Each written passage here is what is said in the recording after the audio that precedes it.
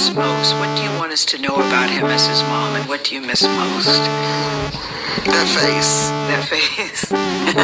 Whenever we were apart and we would get back together, the first thing I would say is, oh, there's my face. There's my face. Most people know Stephen Boss as Twitch, a charismatic dancer and daytime personality.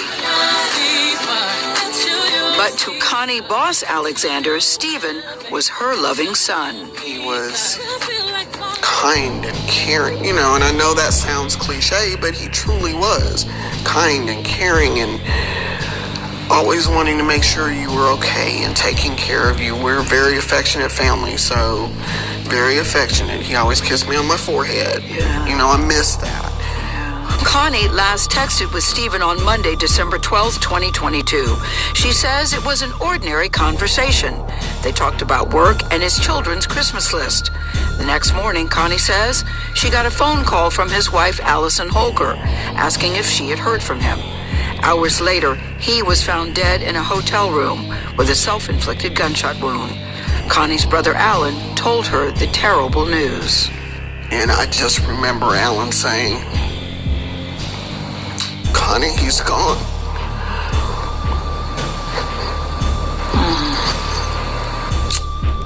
And I just dropped.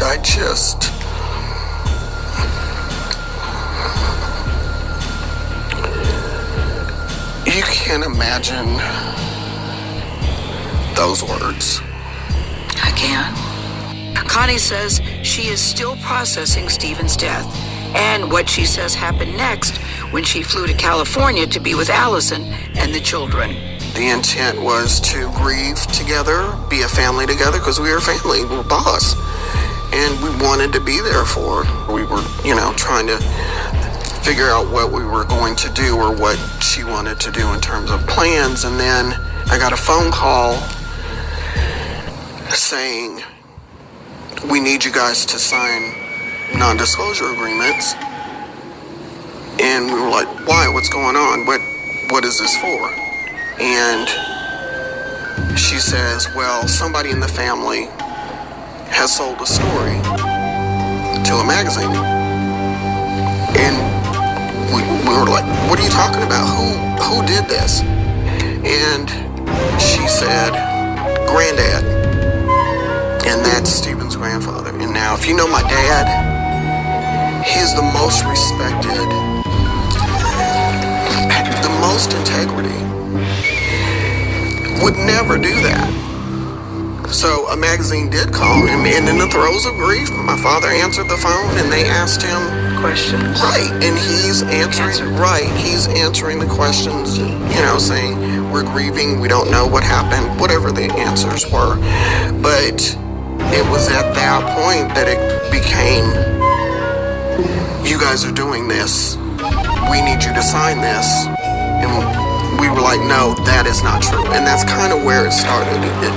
So that's when the friction started, asking for the NDA. It went downhill from there. You were asked to sign an NDA to go to the funeral? It became, if you don't sign, you will not be able to see him and you will not be able to participate. Connie says she signed a revised version of the non-disclosure agreement so that she could see her son before he was cremated. In her now-released memoir, Allison Holker expressed concern about pictures of Stephen leaking to the public. To make me sign a document to see the child that I brought into the world,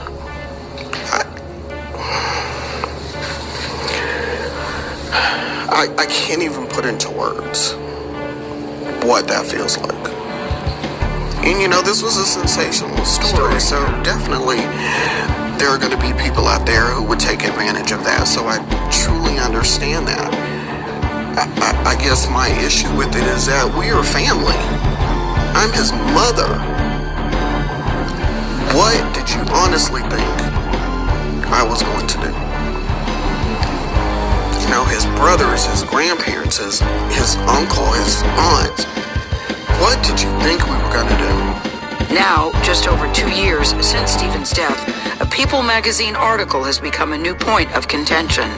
It included details from Allison's book about Stephen's marijuana use and Allison allegedly finding a, quote, cornucopia of other drugs in the home he shared with her and their 3 children after Stephen passed.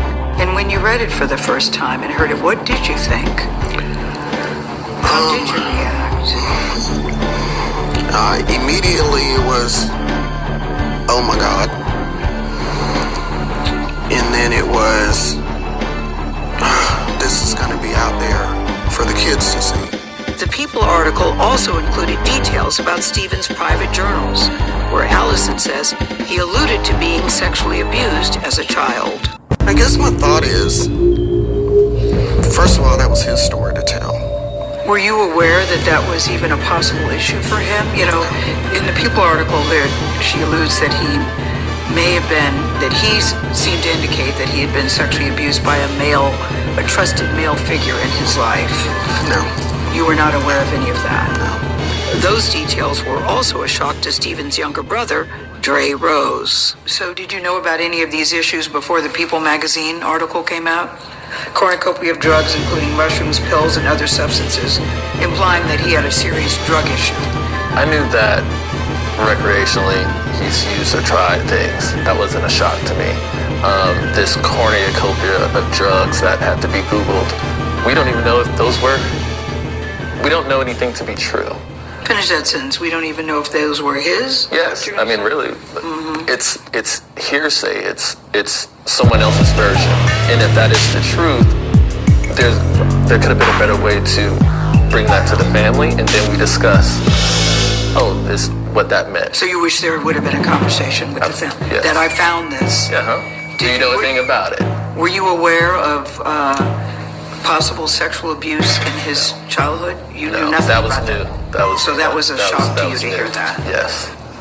It was a shock to me. It was a shock to our father.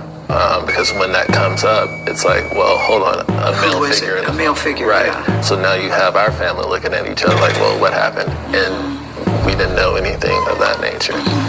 When we talk about drugs, and she didn't use the word that he was an addict, but she did say that there were a lot of drugs.